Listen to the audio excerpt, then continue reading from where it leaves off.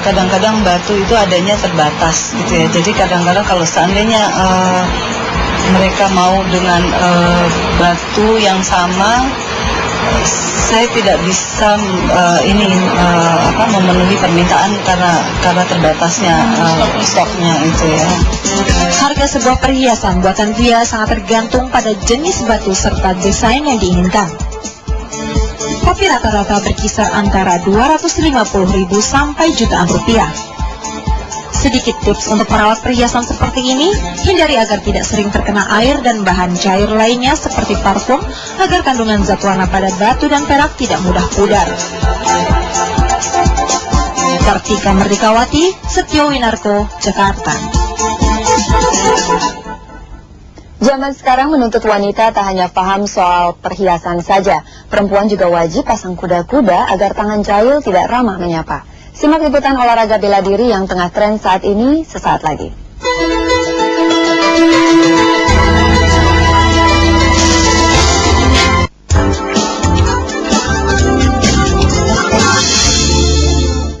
Saat ini seni bela diri tengah digandrungi pria maupun wanita. Salah satu seni bela diri itu adalah Aikido asal negeri Sakura. Institut Aikido Indonesia di Jakarta meyakinkan kalau Aikido cukup aman bagi wanita. Namun seaman apakah itu? Kita simak saja liputannya berikut ini.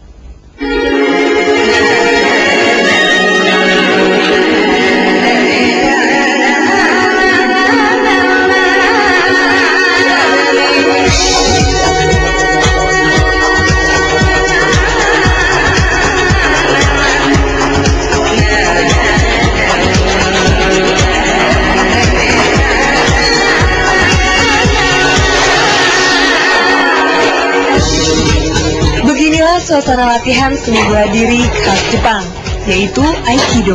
Banting-membanting juga menjatuhkan diri sendiri. Sedikit menakutkan memang, tapi jangan salah. Walau terlihat keras, ternyata olahraga ini cukup aman buat wanita sekalipun. Nah, kalau kata gurunya kan, kenapa bagus buat perempuan? Karena kita lebih banyak memanfaatkan tenaga lawan gitu. Jadi lawannya mau ngelawan, dia dengan tenaga lawannya itu dia alihkan gitu supaya lawannya jadi jatuh gitu. Banyaknya seperti itu. Agar tidak cedera sebelum latihan, seluruh peserta harus melakukan pemanasan. Barulah latihan dimulai. Kali ini dipimpin oleh Sensei Koyanagi yang datang khusus dari Jepang.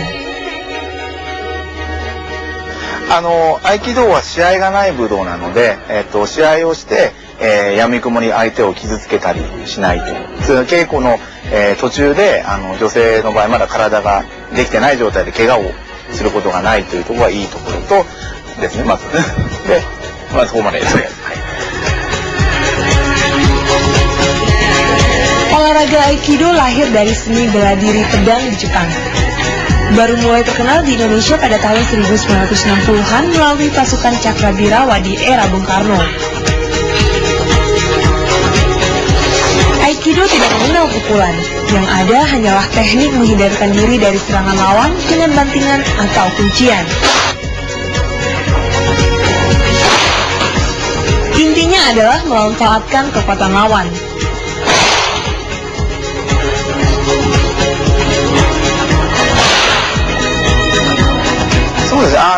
合気道は腰の動きを中心として体を常にまっすぐに整えて自分が整って駒のように回転するように動くために相手が崩れていくと。 Hal inilah yang membuat Santi, seorang ibu muda beranak dua, tertarik untuk memasukkan anaknya ke latihan Aikido. Apalagi ternyata kedua putrinya, Anissa dan Farah, menyukai olahraga yang banyak menggunakan tongkat dan pedang ini. Kalau ya kayak gitu deh, kalau di sekolah kita tuh kayak disuruh lari-lari dan segala macem, nggak ada hasilnya tapi capek. Ini lumayan 3 minggu ini nggak sakit-sakitan dan lagi nggak capek-capek banget. Seni bela diri Aikido memang aman untuk dilakukan siapapun, pun tak sulit dilakukan. Teknik menyerang kebanyakan memakai pedang dan tongkat, bukan tangan kosong. Murninya ilmu Aikido dipelajari untuk kesehatan dan membela diri kala terancam bahaya. Karakter Aikido ternyata memang tidak segarang kelihatannya. tak heran semakin banyak kaum hawa yang menjajaki seni bela diri ini. Tertarik mencobanya? Mutia Ginting, Fahran Wardi, Trans TV, Jakarta. Lelah berolahraga biasanya perut keroncongan. Lalu menu apa yang tim Jelang Siang hadirkan siang ini? Nantikan saat lagi.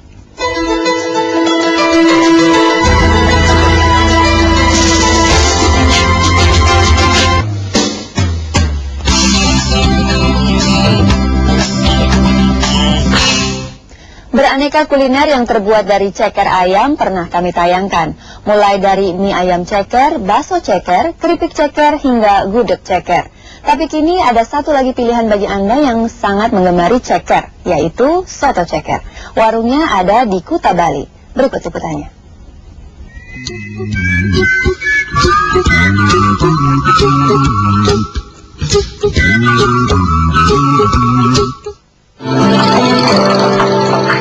Menjelang tengah malam, sebuah warung makan di Jalan Raya Kuta Bali mulai ramai dikunjungi. Tak henti-hentinya orang datang silih berganti. Rupanya soto cekerlah yang menjadi magnet di tempat ini.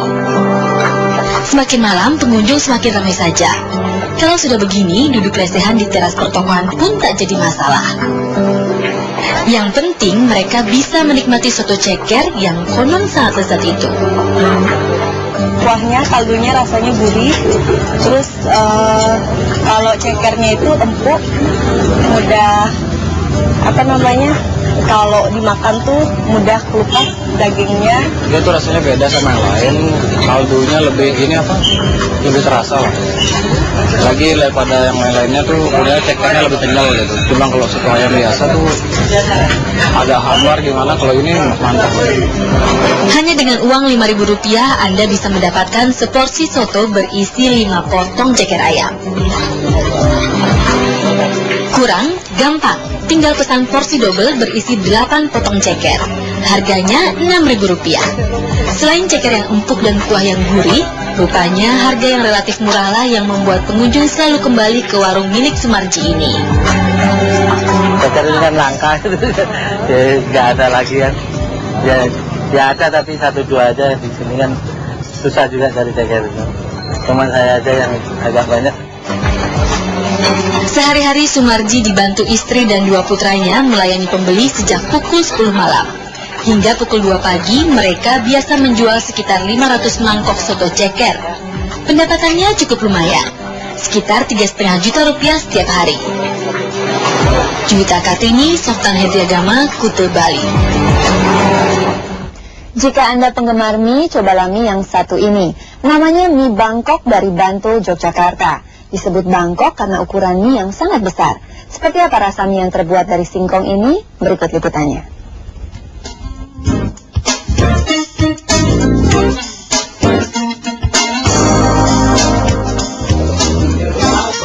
Inilah mie Bangkok.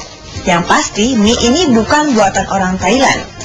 Disebut Bangkok karena ukuran mie ini yang besar.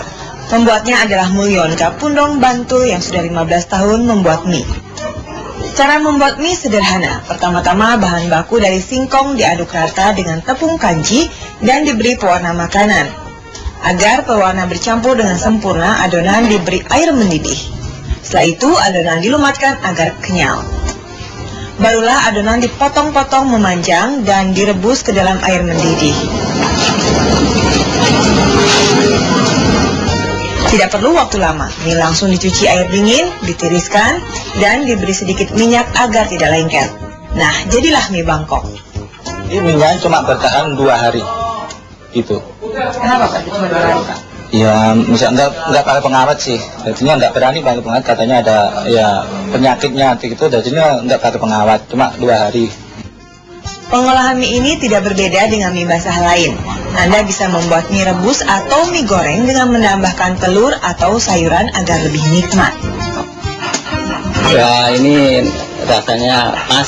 Ini memang bakmi, namanya bakmi bomber, ciri khas dari masyarakat Bantul ini. Nah, kalau Anda tertarik, Anda bisa datang ke Warung Mulyono di Jalan Sempalan, Pundong, Bantul. Soal harga tidak perlu khawatir, mie Bangkok bisa dinikmati cukup dengan Rp2.500 per porsi. Alina Varian, Beni Chandra, Bantul, Yogyakarta.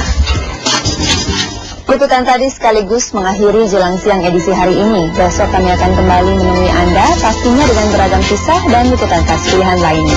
Kini saya Susan Bahtiar dan kru yang bertugas undur diri. Terima kasih atas kebersamaan Anda. Sampai jumpa.